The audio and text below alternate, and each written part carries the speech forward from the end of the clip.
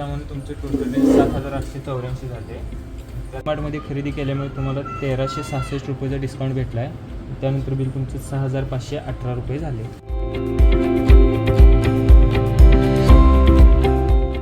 आपल्या संपूर्ण महिन्याचा किराणा एकाच छताखाली उपलब्ध आणि पैशाची आणि वेळेची दोन्हीची बचत करा. जी मार्टमध्ये या आणि शॉपिंग करा.